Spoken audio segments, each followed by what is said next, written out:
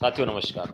स्वागत है आप सबका आज की इस महत्वपूर्ण कक्षा में। हम लोग एक प्रैक्टिस सेशन शुरू किए हैं, ये प्रतिदिन चल रहा है नियमित रूप से और आप सबका बहुत सहयोग मिल रहा है इस प्रैक्टिस सेशन में।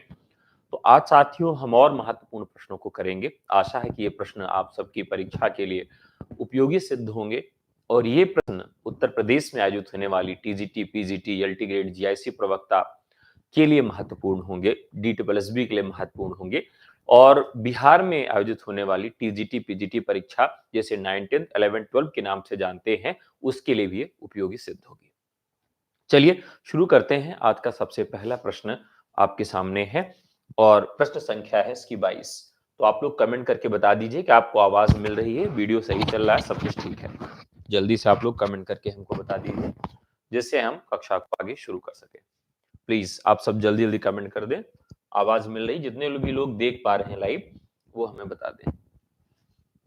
चलिए स्वागत है और वीडियो को शेयर कर दीजिए और लोग जो इंतजार कर रहे थे वो भी आ जाएं तो हम लोग अपने सेशन को शुरू कर देते हैं।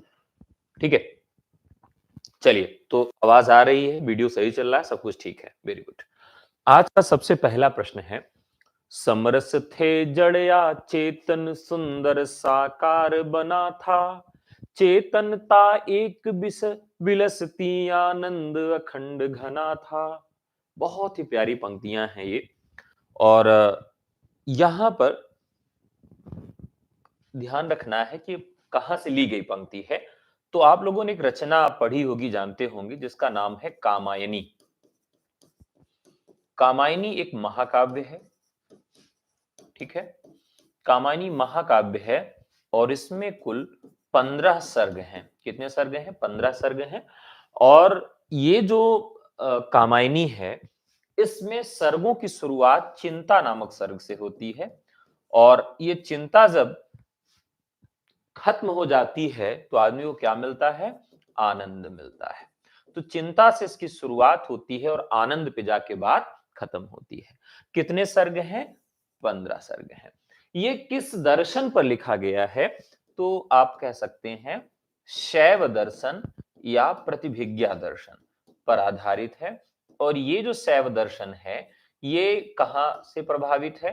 तो ये जो कश्मीर है, कश्मीर में शैव का एक बड़ा संप्रदाय है, था भी, तो उससे ये प्रभावित है। अब प्रश्न उठता है कि ये कहां से ली गई पंक्ति है। कई बार पूछा गया है कि समरस थे जड़ या चेतन, सुंदर साकार बना था, चेतनता एक बिलसती आनंद अखंड घना था। तो यहां पर उस शब्द से आप पहचान सकते हैं कि वो किस सर्ग की पंक्तियां होंगी ना। यहां पर क्या है कि आनंद, तो आप यहां लिखेंगे आनंद सर्ग से है। किस सर्ग से है? आनंद सर्ग से ये पंक्ति है। कामायनी की बहुत सारी ऐसी पंक्तियां हैं जो परीक्षा उपयोगी हैं, परीक्षा के लिए बहुत महत्वपूर्ण है। जैसे चेतन का साक्षी मानव हो निर्विकार, हंसता था मानस के मधुर मिलन में गहरे धंसता था। तो यहां पर इस तरह से कामायनी की बात करें तो कामायनी के सर्गों को हमें याद रखना होगा। कामायनी के सर्ग परीक्षा के दृष्टिकोण से बहुत महत्वपूर्ण होते हैं, ठीक है। तो कामायनी में 15 सर्ग हैं और उन सर्गों के नाम आपको याद रहने चाहिए। कई बार इन सर्गों के क्रम पूछ लिए जाते हैं, तो अगर कभी क्रम पूछे तो आप उसका तुरंत जवाब दे सकें कि कौन सा सर्ग पहले आएगा और कौन सा सर्ग बाद में आएगा। तो कमेंट करके आप सब मुझे बता दीजिए कि पहला सर्ग तो चिंता मैंने आपको बता दिया, दूसरे सर्ग का नाम क्या है? पहला सर्ग मैंने आपको बता दिया, दूसरे सर्ग का नाम आपको बताना है। चलिए, तो कामायनी में बात कहां से शुरू होती है? तो कामायनी में बात शुरू होती है चिंता से। स्वाभाविक है, किससे बात शुरू होगी? चिंता से शुरू होगी, ठीक है। दूसरा सर्ग क्या है? 15 सर्ग है, दो भागों में इसको याद करेंगे। चिंता, आशा,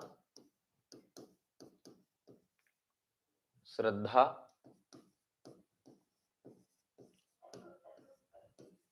काम। इसको आज हम एक बहुत मस्त ट्रिक से पढ़ेंगे, याद हो जाएगा। वासना, लज्जा और कर्म। 1 2 3 4 5 6 7 7 हो गया, बाकी 7 अलग लिख लेते हैं। इसको इधर कर देते हैं।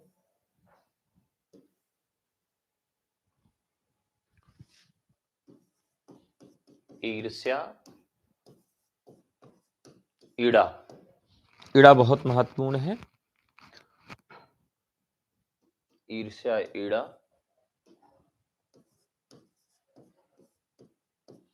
ईड़ा एक सर्ग है।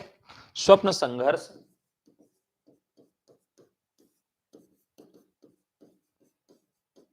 निर्वेद एक सर्ग है।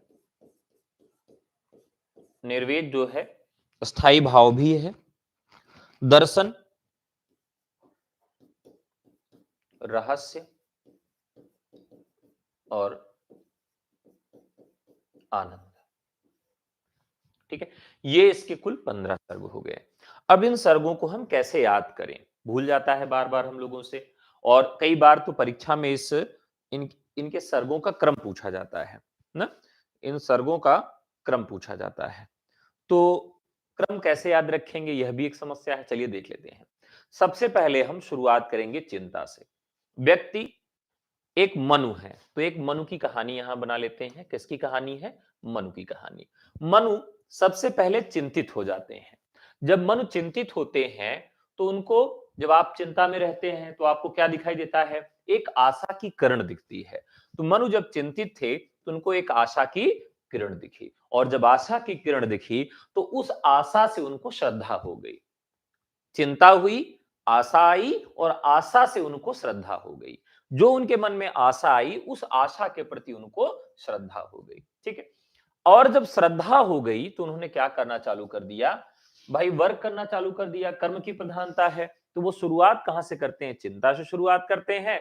फिर चिंता जब आदमी करता है तो उसके मन में आशा उपज जाती है, और जब आशा उपजती है तो उस आशा को लेकर व्यक्ति श्रद्धावान हो जाता है, और श्रद्धावान होकर उस पर काम करने लगता है। ठीक है, जब वो काम करने लगता है तो बहुत दिन बाद क्या होता है कि उस काम से उसको वासना हो जाती है। ठीक है, वासना से वो लिप्त हो जाता है, और जब वासना से लिप्त हो जाता है, देश दुनिया उसको कहने लगती है, तो क्या करता है? वो लज्जा करने लगता है, और फिर लज्जा में जब पड़ जाता है तो कहता है चलो फिर से कर्म शुरू करते हैं, तो वो कर्म शुरू कर देता है।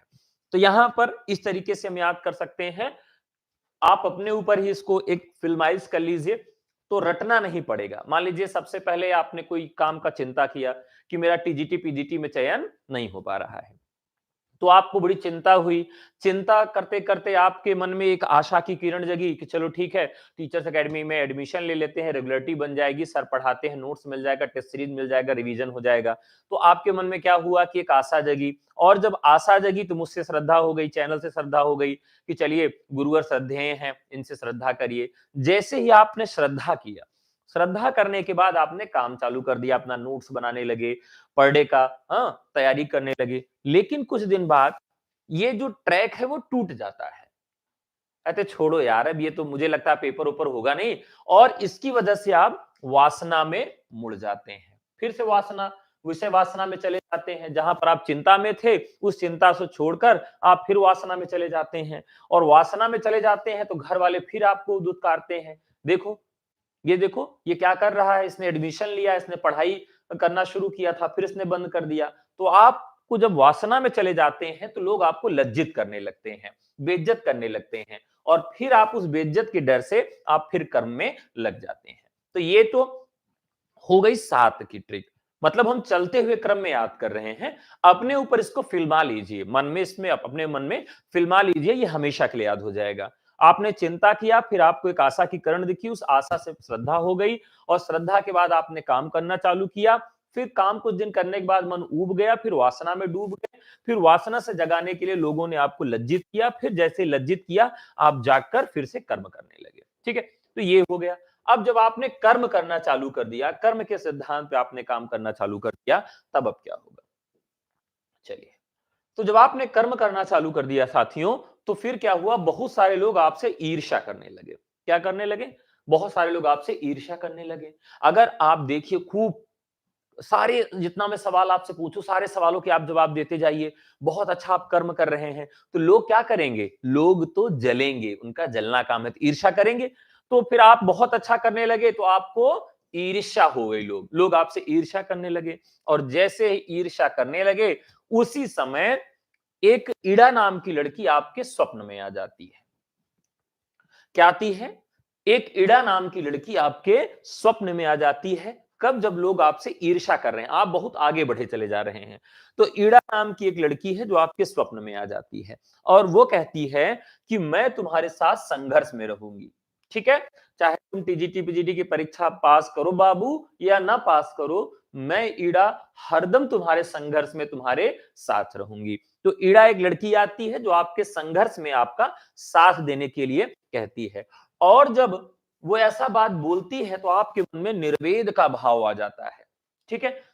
निर्वेद किस रस का स्थायी भाव है? कमेंट करके बताइए। तो आपके मन में निर्वेद आ जाता है और फिर आप क्या करते हैं, बहुत दार्शनिक व्यक्ति बन जाते हैं, मेरे जैसे दाढ़ी वाड़ी बना के, और कहेंगे अरे एक दुनिया मोह माया है, कोई बात नहीं, और आप दर्शन में जुड़ जाते हैं। तो आप क्या होता है कि आपको निर्वेद होता है, फिर आप दार्शनिक व्यक्ति बन जाते हैं और अंत में क्या होता है, रहस्य खुल जाता है। रहस्य खुल जाता है कि ऐसा कुछ नहीं है, दार्शनिक व्यक्ति नहीं है, कमरा बंद करके पढ़ता था, ये खूब मेहनत करता था, और अंत में आपका रिजल्ट आ जाता है और सब पूरी दुनिया के साथ आपके घर रिश्तेदार, जो इड़ा आपके संघर्ष में शामिल हुई थी वो भी आनंदित हो जाती है। ठीक है? तो एक चलते हुए क्रम का एक ट्रिक है जिसमें आपको रटना बिल्कुल नहीं है। हमारा ये प्रयास है कि हम लोग भी बुढ़ौती में आ गए हैं ना, आप भी बुढ़ौती में हैं, तो बुढ़ौती में याद नहीं होती चीजें, रटना मत, रटना नहीं है। आपको क्या क्या करना है, उस चीज को समझना है और एक फिल्म के जरिए तरीके से अपने दिमाग में बैठा लेना है। चलिए एक बार फिर से दोहरा लेते हैं जिससे कभी नहीं भूले। आप टीजीटी पीजीटी परीक्षा को लेकर बहुत चिंतित हुए। जब आप चिंतित होते हैं तो आपके मन में क्या होता है कि आशा की किरण जगती है कि चलो यार कोई कहीं एडमिशन ले लेते हैं। तो जैसे ही चिंता किया उन्होंने आशा, तो आशा की किरण जगी कि टीचर्स एकेडमी में एडमिशन ले लेते हैं। फिर आपने क्या किया, आशा जब जगी तो आपने देखा कि गुरुजी हैं, अच्छा अच्छा, गुरुजी के प्रति श्रद्धा जग गई, और गुरुजी के ऊपर जब श्रद्धा जगी तो आप वही काम करने लगे जो गुरुजी आपसे कहते थे कि ये नोट्स बनाओ, ऐसा पढ़ो, ऐसा पढ़ो। बहुत दिन तक आपने काम किया, लेकिन परीक्षा की तिथियां नहीं आई, फिर आपके मन में विषय वासना हावी होने लगी। जैसे ही विषय वासना हावी होने लगी, पढ़ाई लिखाई कम हो गई। फिर क्या होता है, विषय वासना से आप इतने ज्यादा लिप्त हो गए कि आपके घर वाले आपको लज्जित करना शुरू कर दिए, देखो ये निठल्ला हो गया, पढ़ता लिखता नहीं है।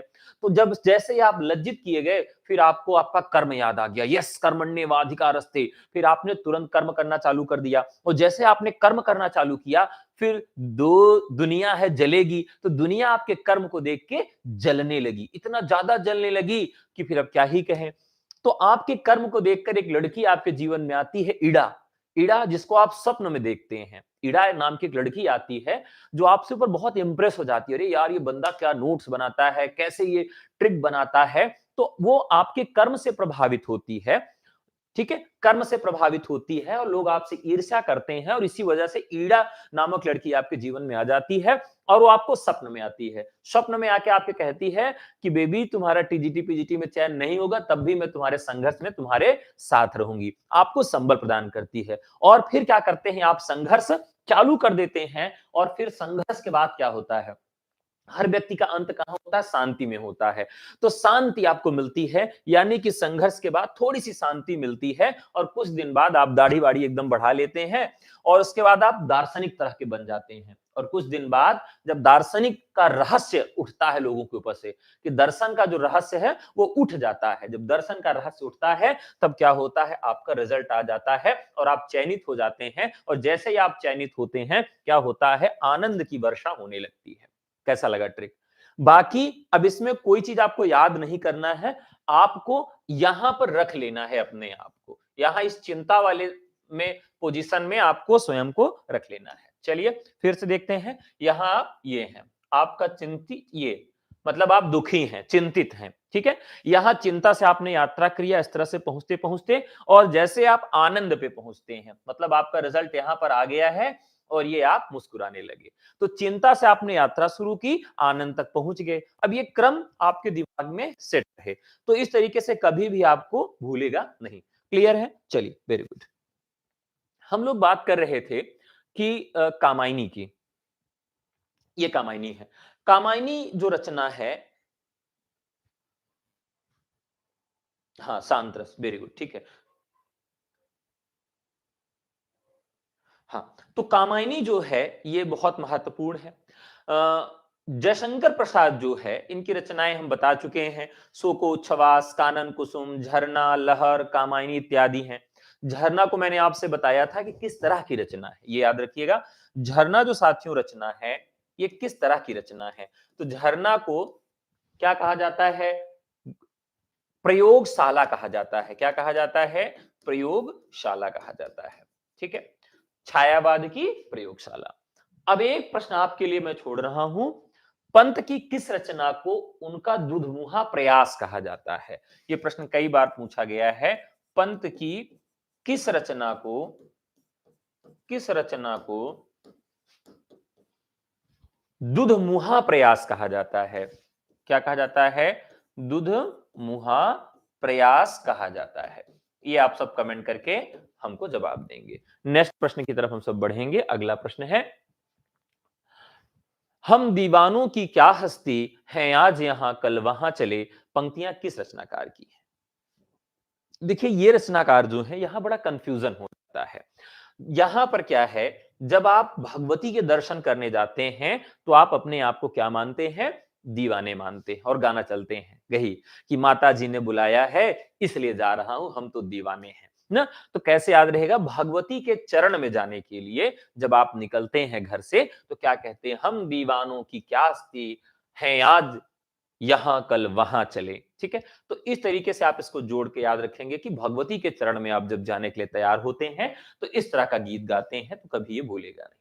भगवती चरण वर्मा की रचनाओं में मधुकर, प्रेम संगीत, मानव, ये महत्वपूर्ण रचना है। चित्रलेखा इनका बहुत चर्चित उपन्यास है। चित्रलेखा इनका बहुत चर्चित उपन्यास है।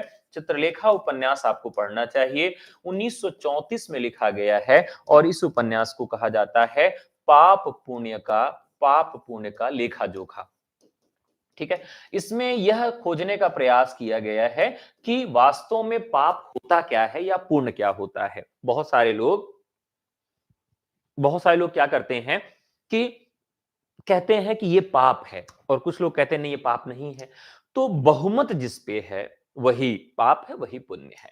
तो चित्रलेखा उपन्यास में इस अच्छे तरीके से इसको बताया गया है और इसके पात्र भी पूछे जाते हैं।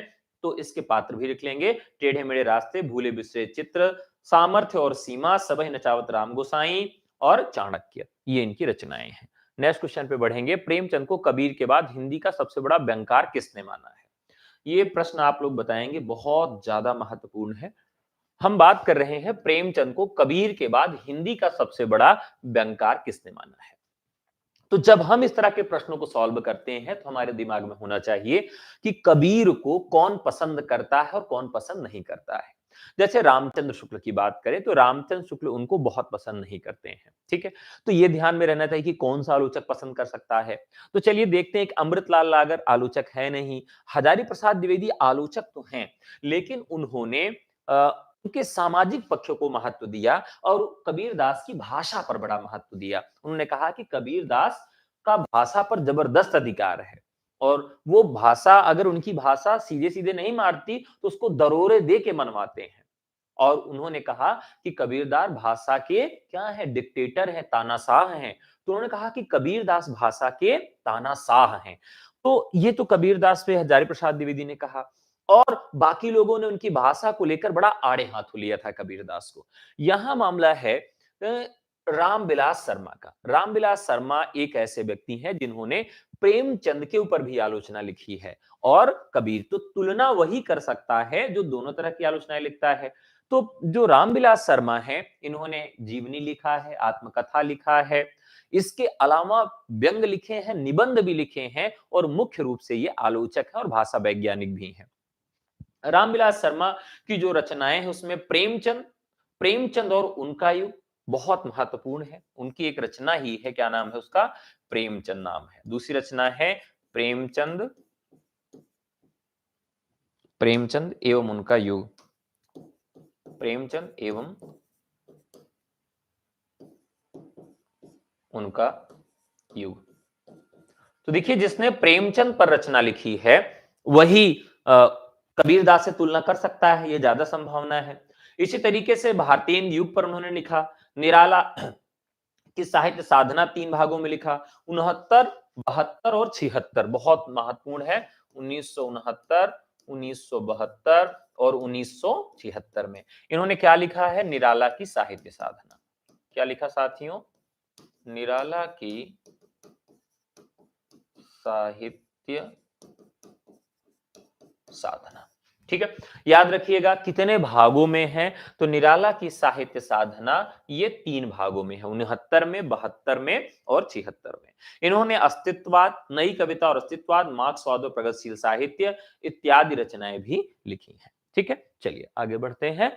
नेपाली भाषा की लिपि क्या है? बहुत महत्वपूर्ण प्रश्न है नेपाली। दरअसल जब हम पहाड़ों की ओर जाते हैं तो नेपाल भी पहाड़ों पर बसा हुआ है, खूबसूरत जगह है, प्रदेश, देश है। और जब इसकी हम लिपि की बात करते हैं तो काफी कुछ इसकी जो लिपि है वो देवनागरी जैसे है, थोड़ा बहुत अंतर आपको मिलेगा। बाकी ये पूरा काम किसमें करते हैं? नेपाली में ही करते हैं। और नेपाली की जो लिपि, नेपाली जो है वो देवनागरी में लिखी जाती है। इसके अलावा एक प्रश्न और पूछा जाता है कि देवनागरी लिपि किन किन भाषाओं को लिखने में प्रयुक्त होती है? तो जैसे एक तो आपकी नेपाली हो गई, नेपाली, मराठी, संस्कृत,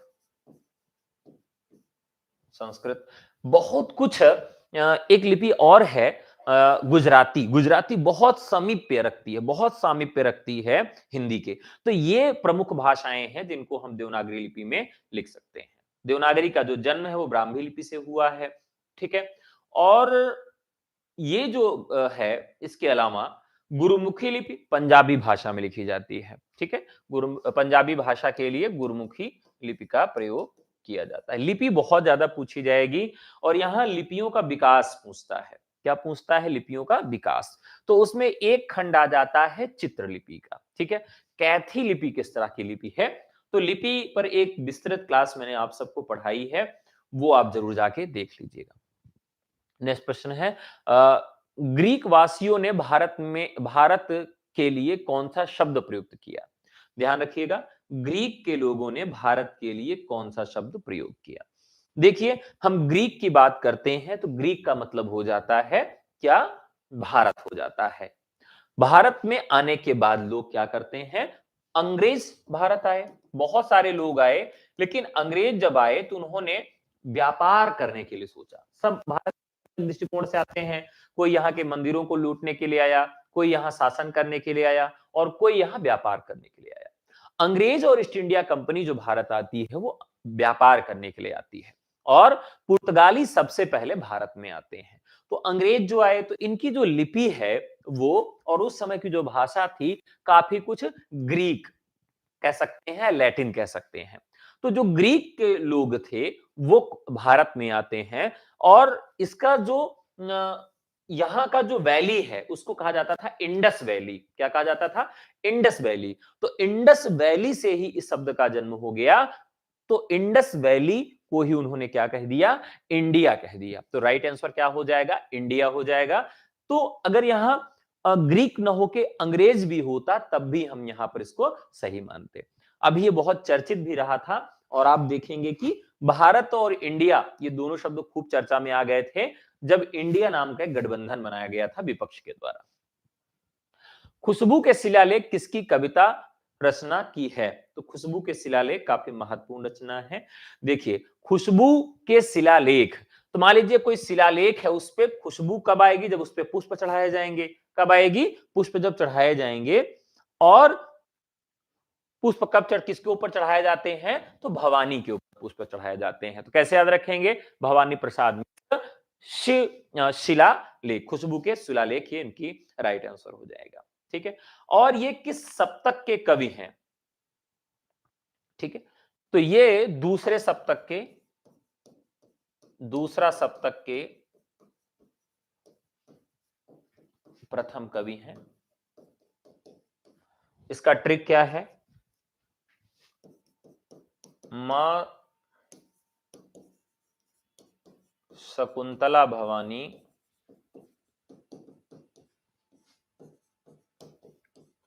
हरिशेर मेहता, नहीं, मां शकुंतला बहानी धर्म सहाय, मां शकुंतला भवानी धर्म सहाय हरिशेर मेहता। तो ये इसका एक ट्रिक हो जाएगा, इसमें सारे लोग आ जाएंगे।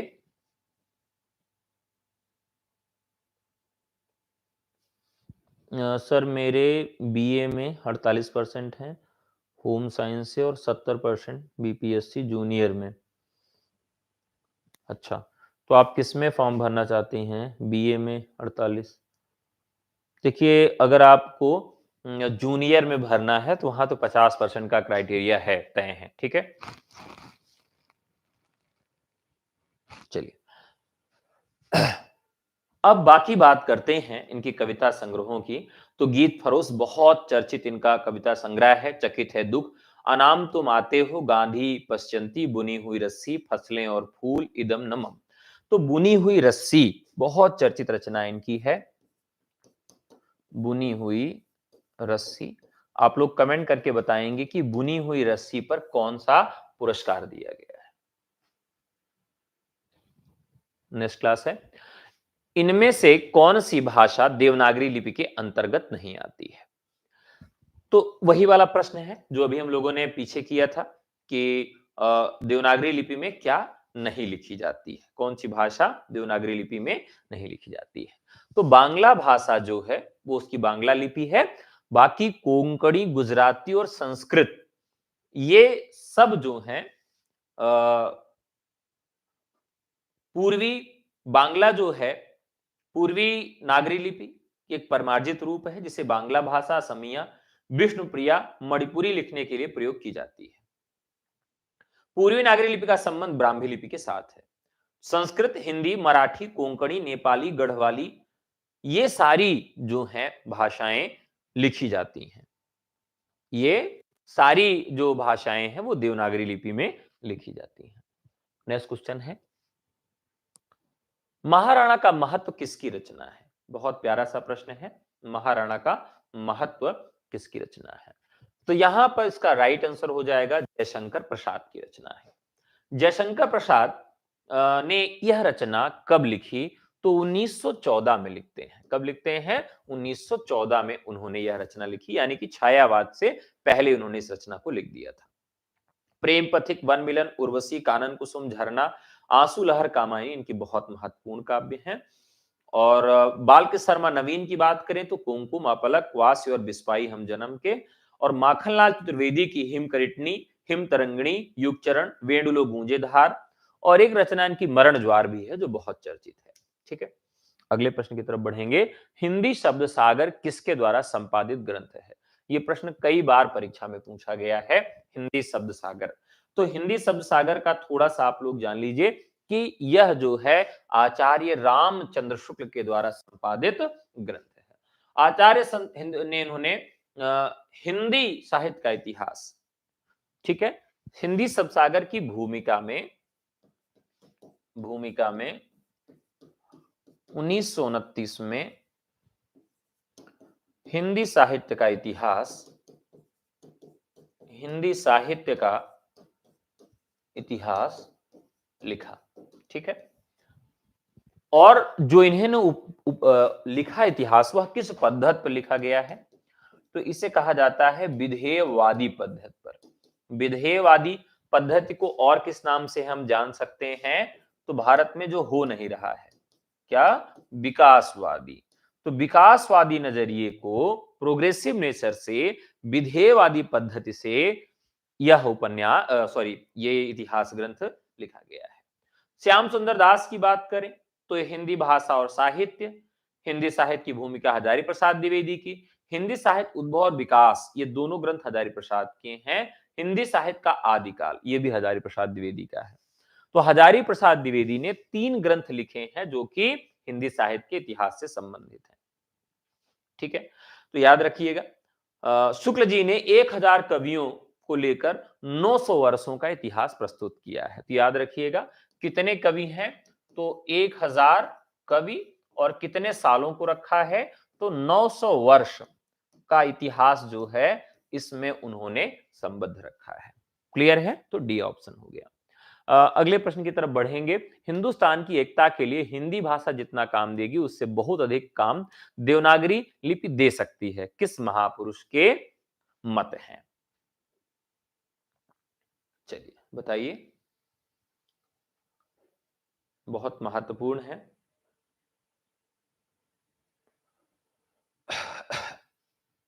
चलिए हम बताते हैं। देखिए कुछ आंदोलन चले और वो हिंदी भाषा को लेकर कई बड़े आंदोलन हुए अब हिंदी भाषी क्षेत्र से। हिंदी भाषी क्षेत्रों में उतने बड़े आंदोलन नहीं हुए और यहाँ के नेतागण उतना अधिक सहयोग की भूमिका में नहीं थे जितने अहिंदी भाषी या हिंदीतर राज्यों के लोग रहे।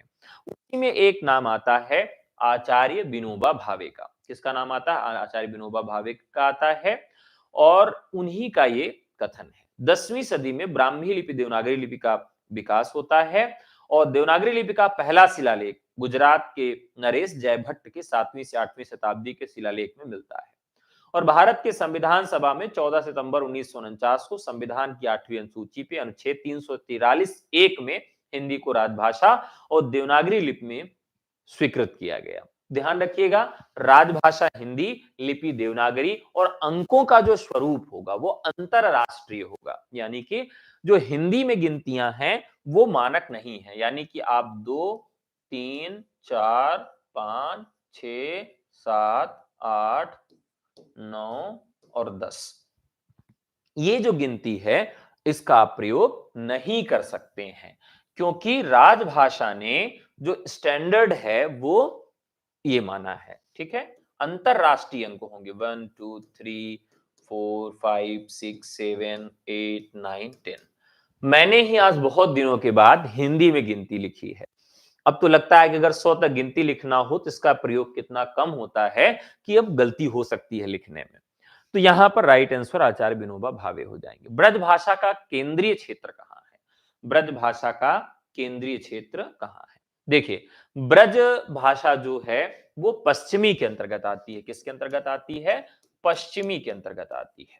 और पश्चिमी जो है यह एक अपभ्रंश से जन्म ली है। अपभ्रंश का नाम क्या है? सौरसेनी। ठीक है, सौरसेनी जो है वो अपभ्रंश है। सौरसेनी में एक शब्द आपको मिलता है सूरसेन। क्या शब्द मिलता है? सूरसेन। और जो सूरसेन हैं ये यदुवंश के हैं। किस वंश के हैं? यदुवंश के एक राजा हैं। और यदुवंश के जो राजा हैं ऐसा कहा जाता है कि ये श्री कृष्ण के, कौन है ये? श्री कृष्ण, श्री कृष्ण के कुल के हैं। ठीक है, तो श्री कृष्ण का जो कुल है वो क्षेत्र बनता है पश्चिमी हिंदी का।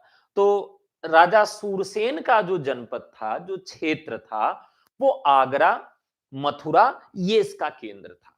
लेकिन अब यहां जो ऑप्शन है मगध है, द्वारिका है, अयोध्या है और मथुरा है।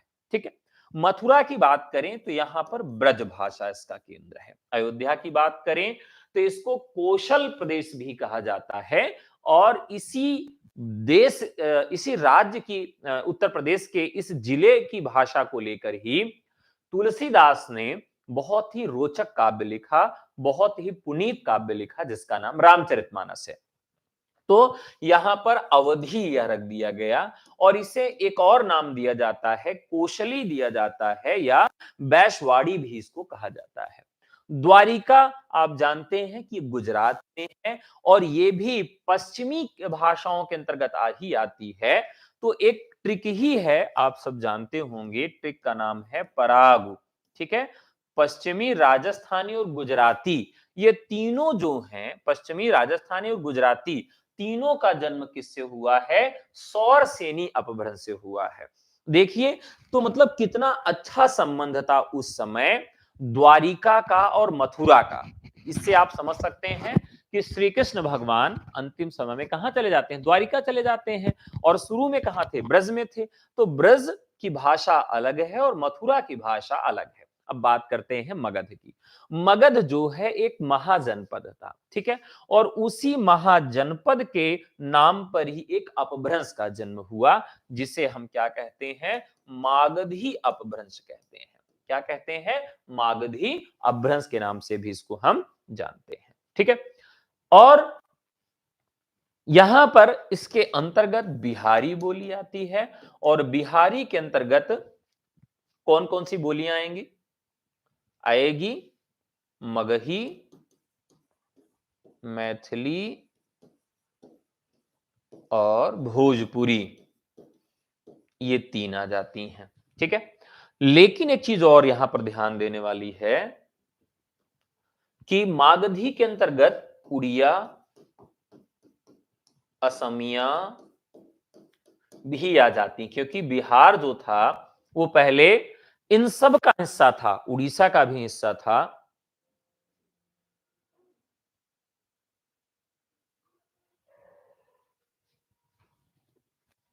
ठीक है,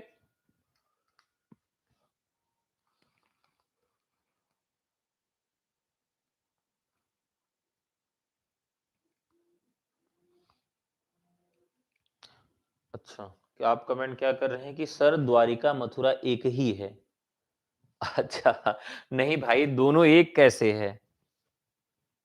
कभी द्वारिका घूमने जाइए, बहुत ही प्यारा जगह है, और देवभूमि के नाम से जाना जाता है। ये कहाँ है? तो गोमती नदी, अरब सागर और ओखला मंडल में है। गोमती नदी अरब सागर में स्थित है।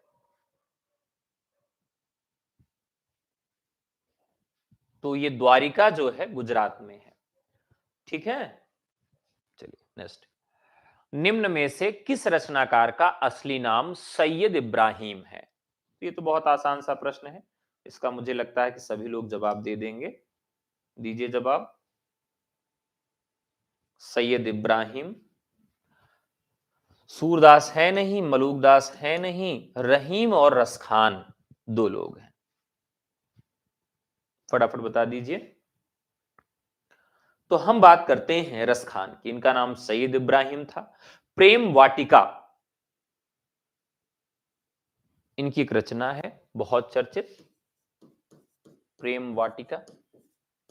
रसखान जो थे, इनका जो रचना कर्म है वो दिल्ली का है, मतलब जन्म इनका दिल्ली में होता है, लेकिन ये दिल्ली छोड़कर एनसीआर में स्थित मथुरा चले जाते हैं, और ये जो वृत्तांत है ये प्रेम वाटिका में ही मिलता है। तो ये दिल्ली छोड़कर गोवर्धन चले जाते हैं। रसखान जो है वो विठल नाथ के कृपा पात्र शिष्य थे। किसके थे? विठल नाथ के कृपा पात्र थे। यहां ध्यान ये रखना है कि रसखान अष्टछाप कवियों के अंतर्गत नहीं आते हैं, लेकिन ये विठल नाथ के क्या थे? कृपा पात्र शिष्य थे। और इन मुसलमान हरिजन पर कोटिन हिंदू वारिये, इन्हीं के ऊपर लिखा गया था।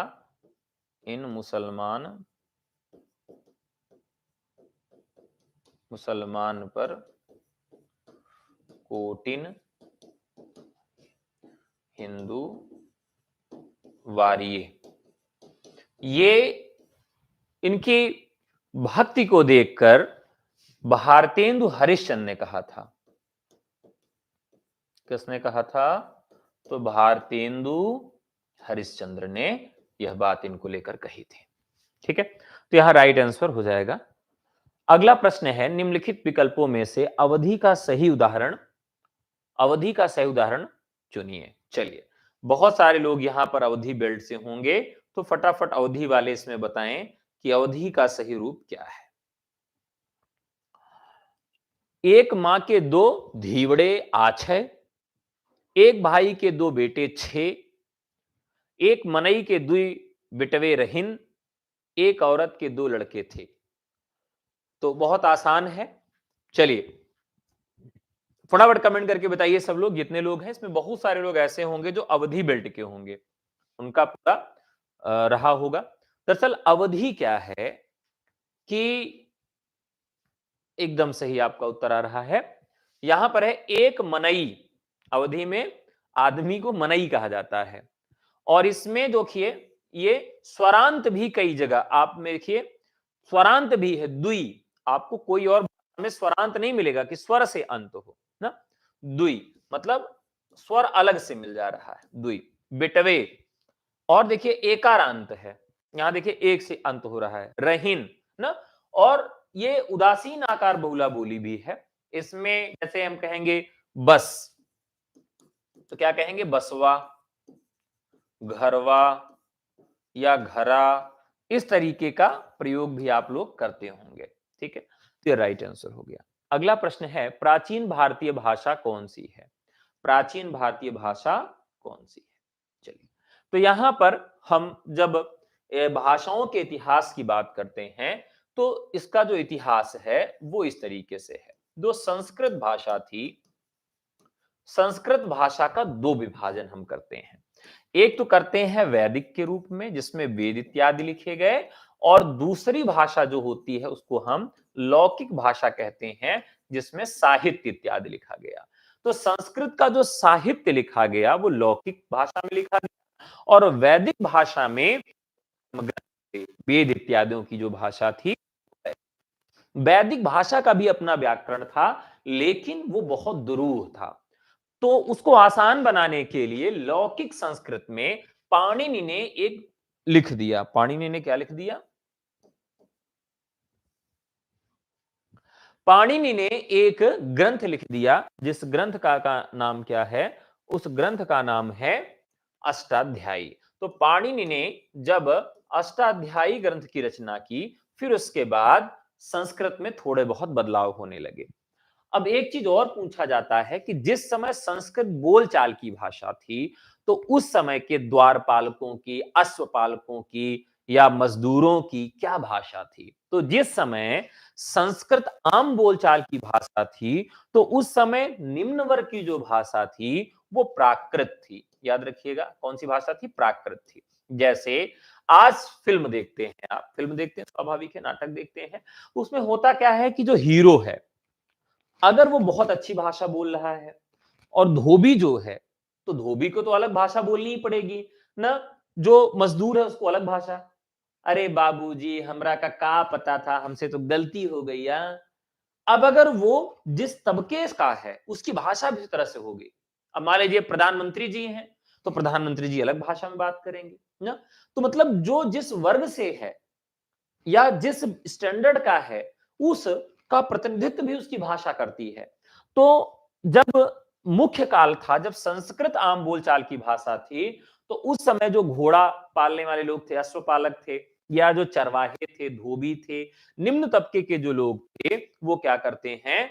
वो प्राकृत भाषा का प्रयोग करते थे। वो संस्कृत भाषा का प्रयोग नहीं करते थे, या उनके लिए संस्कृत भाषा बोलना, पढ़ना, समझा दुरूह था या वर्जित था, कोई भी कारण हो सकता है। तो उस समय प्राकृत थी। यहां बात की जा रही कि प्राचीनतम भारतीय भाषा कौन सी है।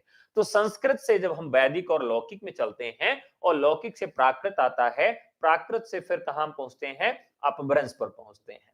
और इसी अपभ्रंश से ही सभी आधुनिक भाषाओं का जन्म होता है, विकास होता है। तो दो प्रश्न बड़े अलग अलग पूछे जाते हैं। हिंदी का विकास किससे हुआ? हिंदी का विकास किससे हुआ? और हिंदी का जन्म किससे हुआ? तो हिंदी की जो जन्मदात्री है, जन्म किससे होता है? वो संस्कृत से होता है। याद रखिएगा, जन्म किससे होता है इसका? तो संस्कृत से होता है। ठीक है। और विकास किससे होता है? तो विकास आपका अपभ्रंश से होता है। ठीक है, याद रहेगा। क्योंकि यहां पर क्या है, संस्कृत से इसका हिंदी का जन्म माना जाता है, लेकिन विकास की बात जब की जाती है, तो विकास किससे होता है? वो अपभ्रंश से होता है। क्लियर है? कोई कंफ्यूजन नहीं होगी। Very good. तो यहां पर प्राचीनतम भारतीय भाषा कौन सी है? तो वैदिक संस्कृत है। 2000 ईसा पूर्व से 800 ईसा पूर्व का इसका समय है। क्या है? 2000 ईसा पूर्व से 800 ईसा पूर्व का जो समय है, वो हमें वैदिक संस्कृत का मिलता है। लौकिक संस्कृत 800 ईसा पूर्व से 500 ईसा पूर्व तक। मध्यकालीन भारतीय आर्य भाषा में पाली का समय 500 ईसा पूर्व से 1 ईस्वी तक। प्राकृत का इसे 1 ईस्वी से 500 ईस्वी तक, और अपभ्रंश का समय जो है वो 500 ईस्वी से 1000 ईस्वी तक माना जाता है, और आधुनिक भारतीय आर्य भाषा का समय 1000 ईस्वी से अब तक का माना जाता है।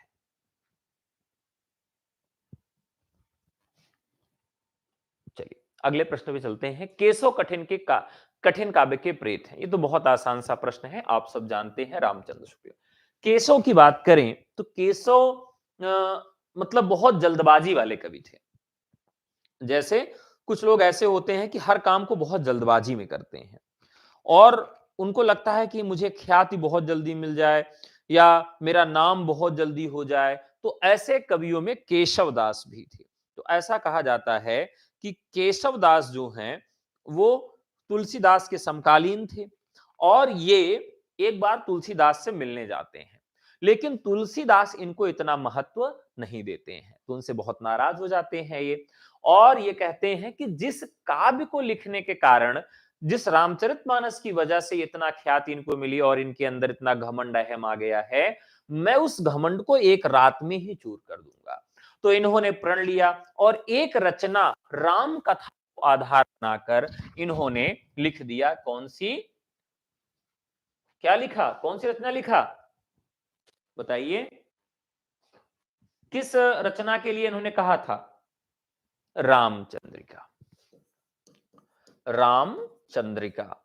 तो रामचंद्रिका को इन्होंने एक रात्रि में लिख दिया, और इसमें क्या है, राम कथा है। तो यानी कि जैसे साहित्य में भी इस तरह से होता है। अब देखिए आप, प्रेमचंद ने लिखा था एक रचना जिसका नाम था गोदान। अब गोदान के बरक्स एक रचना लिख दिया गया सुअरदान ना। सुअरदान रचना किसकी है, आप लोग कमेंट करके हमको बताएंगे। तो इसी के विरोध में या इसी का जवाब देने के लिए, बहरहाल ये प्रेमचंद के बहुत दिन बाद लिखी गई सुअरदान। इसी तरीके से रामचंद्रिका जो है वो रामचरितमानस के बरक्स एक रचना लिखी गई। ठीक है। तो रामचंद्रिका जब उन्होंने लिखा, तो रामचंद्रिका को लिखने में उन्होंने इतना ज्यादा पांडित्य प्रदर्शन किया कि उसमें उन्होंने इतने ज्यादा छंद डाल दिए कि इस रचना को छंदों का अजायब घर भी कहा जाने लगा। क्या कहा गया? छंदों का अजायब घर। तो दरअसल वो ये चाहते थे कि लोग जो है उनके पांडित्य प्रदर्शन के कारण प्रभावित हों और तुलसीदास से ज्यादा उनको ख्याति मिल जाए, लेकिन कवि वही है जो आसानी से लोगों तक पहुंच सके। तुलसीदास की रचनाएं उस व्यक्ति को भी मालूम है, वो भी उसकी चार चौपाई दोहे जानता है जो अनपढ़ है, नहीं पढ़ा लिखा है। तो ये उसका महिमा मंडन है, और इसी वजह से केशवदास फेल हो जाते हैं बहुत प्रयास करने के बाद भी। ठीक है। अब केशवदास की जो रचनाएं हैं, रसिक प्रिया, नक्सिक, कप्रिया, रामचंद्रिका, रतन बावनी, जहांगीर जसचंद्रिका, विज्ञान गीता, छंदमाल और वीर सिंह देवचरित इनकी महत्वपूर्ण रचना है। रामचंद्र शुक्ल ने लिखा, रामचंद्रिका में केशव को सर्वाधिक सफलता मिली है। संवाद योजना में केशव के पात्र बातों से बात निकालकर संवाद करते हैं। शुक्ल ने इसकी एक बड़ाई की, किस रूप में की, कि इनको संवाद जो है, संवाद योजना में सफलता मिली है।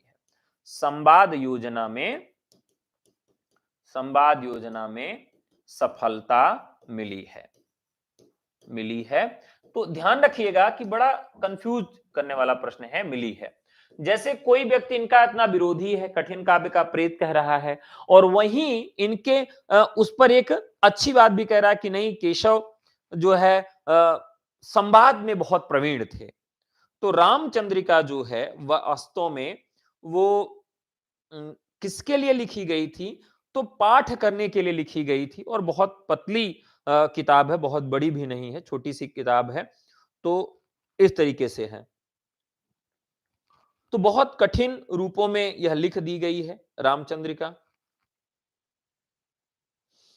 तो केशवदास एक रीतिकालीन कवि हैं, आचार्य भी इनको हम कह सकते हैं।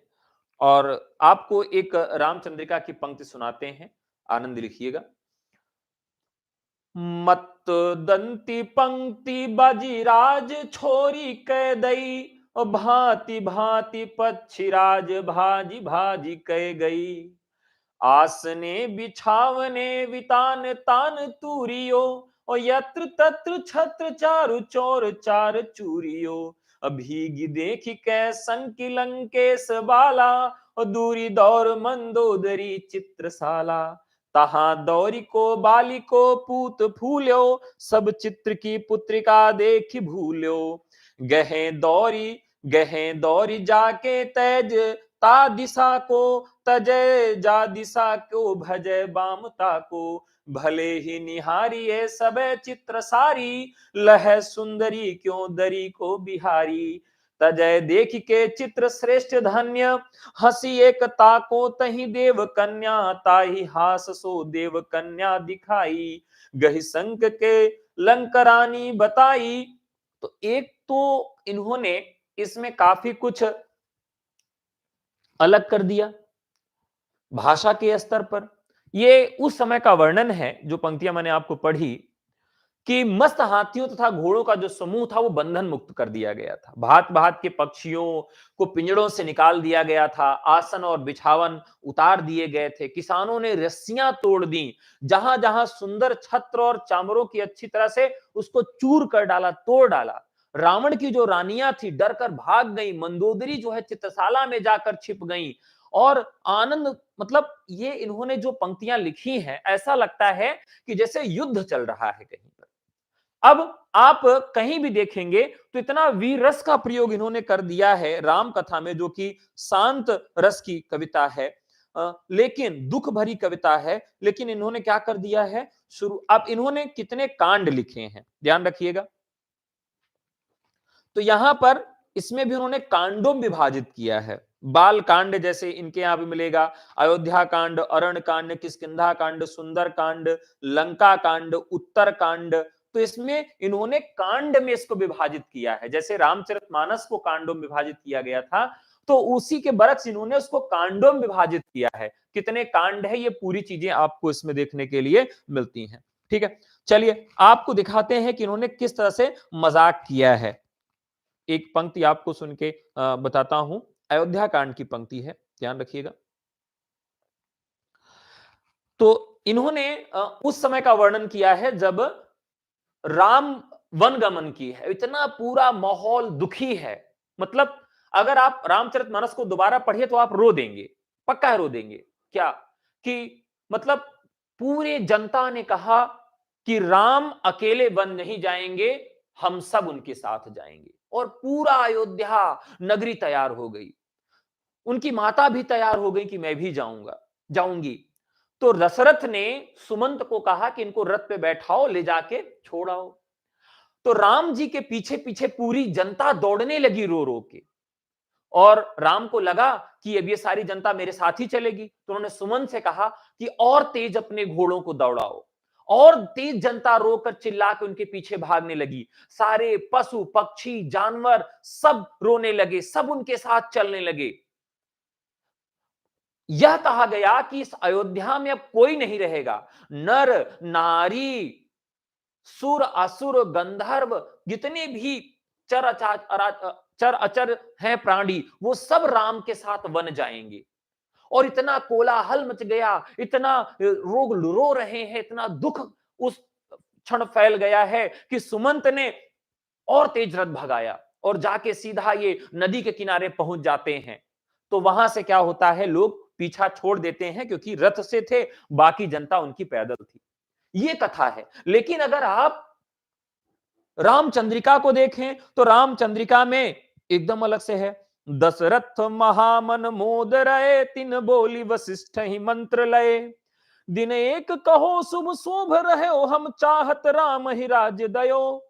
यह बात भरत की मात सुनी, पठौवन राम ही बुद्ध गुनी। तेहि मंदिर में निप सो विनयो, वर देहु हतो हमको जो दयो। नृप बात कही हंसी हेरियो, वर मांग सुलोचन मैं जो दियो। नृपता सुविशेष भरत लहे, वर सेवन चौद राम रहे। यह बात लगी उर वज्र तूल, हिये फटयो जो जीरन दुकूल। उठी चले विपिन कहा सुनति राम, तज तात मात तिय बंधु धाम। गए तह राम जहां निज मात, यह बात की है बन जात।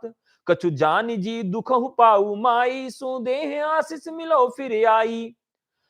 जो बात कहने में तुलसीदास रो देते हैं, जिस बात को कहने में तुलसीदास रो देते हैं, जिस बात को पढ़ने में पूरी दुनिया रो देती है, राम वन गमन बहुत ही मार्मिक पक्ष है रामचरितमानस का, राम कथा का। उस बात को महज 8-10 दोहे में निपटा दे रहे हैं केशवदास। कितनी बड़ी विडंबना है। तो शुक्ल जी को लगता है कि भाई ये ऐसे कैसे हो सकता है, इनको किस प्रकार से है। अब देखिए इनकी वन यात्रा, जो उन्होंने वन यात्रा लिखी है वो किस छंद में लिखी, तो द्रुत विलंबित छंद में उन्होंने लिखा है कि वन यात्रा किस प्रकार से हो रही है, द्रुत विलंबित छंद में हो रही है। विपिन मार्ग राम बिराजहि, सुखद सुंदरी सोदर भ्राजहि, अविधि फल श्री फल सिद्धि, मनो फलयो सकल साधन सिद्धि है लई चलो। राम चलत सब पुर चलयो, जह तह सहित उछाई हो, मानो भागीरथ पथ चलयो, भागीरथी प्रवाह। वो कहते हैं ऐसा लगता है कि पूरी धरती ही चल रही है। तो इस वजह से शुक्ल जी ने यह कहा था कि संवाद योजना में तो इनको बहुत सफलता मिली है, लेकिन अच्छा छंदों का जायबर किसने कहा था, तो राम स्वरूप चतुर्वेदी ने कहा था। और कठिन काव्य का प्रेत क्यों कहा गया था, क्योंकि इन्होंने 2-3 जगह पर यह बड़ी गलती कर दी थी, जिसकी वजह से। चलिए नेक्स्ट क्वेश्चन बढ़ते हैं। क्षमा करिएगा, एक प्रश्न में कुछ ज्यादा ही समय लगा दिए। देवनागरी में यद्यपि जेड और यफ, जा और यफ के लिए वर्ण नहीं है, फिर भी यहां यह सभी ज्ञात लिपियों से अधिक पूर्ण एवं संतुलित हैं, किस विद्वान का मत है। देखिए देवनागरी लिपि बहुत कई जगह बड़ी समस्या है। कई जगह तो वर्ण साम्यता है। जैसे देवनागरी लिपि में आपसे पूछा जाएगा कि दोष क्या है, लाभ क्या है, हानियां क्या है। जैसे आप अगर ख लिखते हैं और रव लिखते हैं, कोई अंतर नहीं है, दोनों ऐसे लिखा जाता है। तो बाद में इसमें सुधार किया गया कि जब आप ख लिखें तो इस लाइन को यहां तक मिला दें, लेकिन अब इस लाइन को यहां तक मिलाना बड़ा कठिन हो जाता है। यानी ख और र में अंतर क्या होता है कि ख की जो लाइन है यहां पर आके मिलनी चाहिए और र में ये अलग अलग रहेगी, लेकिन लिखते समय बड़ी गलती हो जाती, जल्दबाजी हम इतना नहीं कर पाते हैं किसको मिला दें, तो इस तरह की समस्याएं आती हैं। तो वैसे यहां पर है कि जेड और यफ, जेड और यफ ये दोनों जो है, जेड जो है वो जा के लिए है और यफ जो है वो फा के लिए है, लेकिन ये संतुलित किसी विद्वान का, ये मतलब ये मत है किसी विद्वान का देवनागरी लिपि पर अंग्रेजी से हिंदी वाले मामले में। दरअसल यहां ये कुछ प्रश्न पूछे जाएंगे इस तरह के, तो आप याद रखिएगा। चलिए, तो Isaac Pitman, Monier Williams, Gaurishankar Hirachand Yodha और रामश्याम शास्त्री। तो यहां पर एक अंग्रेज विद्वान है मोनियर विलियम्स। तो मोनियर विलियम्स जो है का कथन है, देवनागरी में यद्यपि जेड और एफ के लिए वर्ण नहीं है, फिर भी यह सभी ज्ञात लिपियों से अधिक पूर्ण संतुलित है। उदय नारायण तिवारी कहते हैं कि भाषा और लिखने की कला ये दो ऐसी वस्तुएं हैं जो मनुष्य को प्रत्यक्ष रूप से पशु से पृथक करती हैं, जिसके सहारे निरंतर उन्नति के पथ पर अग्रसर होता जा रहा है। तो ये बहुत महत्वपूर्ण था, इसको जरूर याद रखिएगा। नेक्स्ट प्रश्न है, 7 गीत वर्ष किसका काव्य संग्रह है। थोड़ा सा स्पीड में कर लेते हैं। 7 गीत वर्ष किसका संग्रह है, तो यहां पर गिरजा कुमार माथुर का है। तो आप गिरजा कुमार माथुर को जब याद करिए, गिरजा कुमार माथुर को जब याद करिए तो याद ही करिए कि कोई गिर जा रहा है। क्या कर रहा है, कोई गिर जा रहा है, ऐसे याद करिएगा। चलिए, आप लोग एक लाइक तो कर ही सकते हो यार। हाँ, अगर आप बीपीएससी का बैच लेना चाहते हैं, बीपीएससी का टियर 3 में बैच लेना चाहते हैं जो कि टीजीटी और पीजीटी का है, या आप DSSB का बैच लेना चाहते हैं, तो हमें व्हाट्सएप कर सकते हैं। नंबर है 9628959237 पर। ये बीपीएससी का बैच जो होगा आपका प्रैक्टिस बैच होगा और उसके साथ साथ आपको रिकॉर्डेड क्लास भी दी जाएगी। चलिए, 7 गीत वर्ष। तो जैसे मैं ट्रिक बता रहा था कि अगर गिरजा कुमार माथुर की बात आए तो गिरजा कुमार माथुर की रचनाओं को आप गिर से याद करेंगे कि क्या करते हैं, ये गिर जाते हैं। तो जैसे मंजीर मतलब मंजिल थी, गिर गई। नाश और निर्माण, जब नाश और निर्माण करते हैं तब भी कोई चीज गिर जाती है। धूप के धान, धूप में धान डालने जाइए तो धान गिर जाता है। शिला पंख चमकीले, पंख कितने ही चमकीले क्यों न हो वो गिर जाते हैं। ठीक है। धर्मवीर भारती की बात करें तो धर्मवीर भारती जो है इनकी सारी रचनाएं बहुत महत्वपूर्ण है। और इनका जो पहला यहाँ काव्य महत्वपूर्ण है जो 1952 में आता है, ठंडा लोहा, बहुत महत्वपूर्ण है। तो ठंडा लोहा, 7 गीत वर्ष, अंधा युग और कनुप्रिया और सपना अभी भी, देशांतर मेरी वाणी गैरिक वासना, ये इनकी महत्वपूर्ण रचनाएं हैं। तो यहां इसका राइट आंसर हो जाएगा धर्मवीर भारती। साथियों जो इनकी रचना है अंधा युग, वो बहुत चर्चित है। अंधा युग जो रचना है वो बहुत चर्चित है। और वो आपको समझिए याद रखनी पड़ेगी। अंधा युग की पंक्तियां भी कई बार पूछ ली जाती हैं। और आपको बताना है कि अंधा युग जो इनकी रचना है वो कितने अंकों में है। ठीक है, कितने अंकों में ये लिखा गया है, कई बार प्रश्न यही पूछ लिया जाता है। तो अंधा युग जो है उस पर थोड़ी सी बात कर लेते हैं। ये द्वितीय विश्व युद्ध के ऊपर लिखा गया गीति नाट्य है। और इसमें 5 अंक हैं। कितने अंक हैं? 5 अंकों की कथा गीति नाट्य के रूप में स्थापित की गई है। ठीक है।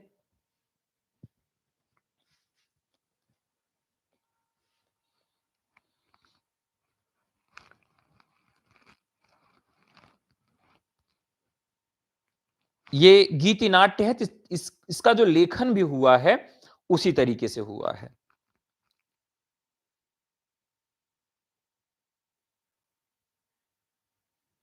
ठीक है, तो राइट आंसर हो जाएगा धर्मवीर भारती। नेक्स्ट क्वेश्चन है, अगला प्रश्न है साथियों, नई कविता नाम का प्रचार किस रचनाकार ने किया? नई कविता नाम का प्रचार किस रचनाकार ने किया? चलिए, तो नई कविता नाम का जो प्रचार है वो किसने किया? वो अज्ञेय ने किया। मोस्ट इंपॉर्टेंट है। और इन्होंने प्रयोगवाद भी इसी तरीके से नाम दिया है। तो प्रयोगवाद भी इन्हीं का है और नई कविता भी इन्हीं का है। तो ये इन्होंने कब कहा था? इन्होंने एक रेडियो वार्ता के दौरान नई कविता वैविध्यमान जीवन के प्रति आत्मचेतस व्यक्ति की प्रतिक्रिया है। नई कविता का स्वर एक नहीं विविध है, ये कथन उन्होंने कहा था। तो नई कविता वैविध्यमान जीवन के प्रति आत्मचेतस व्यक्ति की प्रतिक्रिया है। ठीक है, तो यहां पर नई कविता और अस्तित्ववाद रामविलास शर्मा ने भी एक रचना इस पर लिखी है। और विजय देवनारायण शाही ने नई कविता में लघु मानव की प्रतिष्ठा की है। तो वह भी एक महत्वपूर्ण तथ्य है। तो ये सब आप याद रखेंगे। लघु मानव की प्रतिष्ठा तो जरूर याद रखिएगा, कई बार परीक्षाओं में पूछा जा चुका है। तो लघु मानव की प्रतिष्ठा ये नई कविता की देन है। और ये किसकी है? विजय देवनारायण शाही की रचना तो स्टेटमेंट है। क्लियर है? चलिए अगले प्रश्न की तरफ बढ़ेंगे। निम्न में से किसका जन्म 1469 में कार्तिक पूर्णिमा के दिन पंजाब के तालवंडी गांव में हुआ था? ये तो आप सब जानते होंगे, इनसे प्रश्न हमेशा पूछ ही लिया जाता है। साहित्य में जो निर्गुण परंपरा है उस परंपरा के में भी इनका नाम लिया जाता है, गुरु नानक देव का। और तालवंडी पाकिस्तान में इनका जन्म होता है। और ये सिख संप्रदाय के मूल प्रवर्तक और आदि गुरु थे। जपुजी आशा दीवार रहिराज सोहिला जपुजी नामक इनका एक दर्शन का सार तत्व है। नसीहत नामा और एक महत्वपूर्ण रचना भी इनकी मिलती है। तो ये रहा। तो साथियों आज की जो कक्षा है यहीं तक है। और कल हम लोग और इसके बचे हुए प्रश्नों को करेंगे। ठीक है, क्योंकि डिस्क्रिप्शन ज्यादा चल रहा है, इस वजह से ज्यादा प्रश्न नहीं हो पा रहे हैं। केवल प्रश्नों के उत्तर बताने हो तो टाइम ज्यादा नहीं लगता है। तो कल आप सबसे पुनः मुलाकात होगी। वीडियो को शेयर कर दीजिए और लाइव रहा करिए, लाइक जरूर कर दिया करिए। जो क्वेश्चन बीच में आपसे पूछूं प्रश्न खत्म होने के बाद उसका कमेंट में जवाब भी पिन कर दिया करिए। तो इससे लगेगा कि आप तैयार रहते हैं। और जुड़ना चाहते हैं तो आप हमें व्हाट्सएप करके जुड़ सकते हैं। 9628959237 ये हमारा नंबर है। ठीक है साथियों, अब अगर हम बात करें कि जैसे अभी जो है बिहार में एक समाचार पत्र है जिसका नाम है दैनिक जागरण। तो दैनिक जागरण समाचार पत्र ने हमारी जो सूचना है या हमारे जो रिजल्ट हैं बीपीएससी के, उसको बहुत अच्छे तरीके से उन्होंने स्थान दिया है। तो वो आपको दिखा देता हूं। ये देखिए, तो बीपीएससी में हमने सबसे ज्यादा चयन दिया। इस बात के लिए जो है, ये वहाँ के समाचार पत्रों में ये, क्योंकि रिजल्ट में बहुत सारे बच्चों की फोटो थी, तो सारे बच्चों की फोटो तो हम लोग नहीं दे सकते थे। तो उन्होंने ये निकाला है, तो बीपीएससी शिक्षक भर्ती में टीचर्स एकेडमी ने चयन देने में लहराया परचम। ये दैनिक जागरण जो है पटना में आप देखेंगे तो आपको ये मिल जाएगा। तो ये आप सबके विश्वास के बदौलत हो पाया है। टियर 3, टियर 4 जितने भी टियर आएंगे, प्रयास हमारा यही रहेगा कि हम अधिक से अधिक चयन दें। तो आज के लिए इतना ही। बहुत बहुत धन्यवाद। नमस्कार। जय हिंद।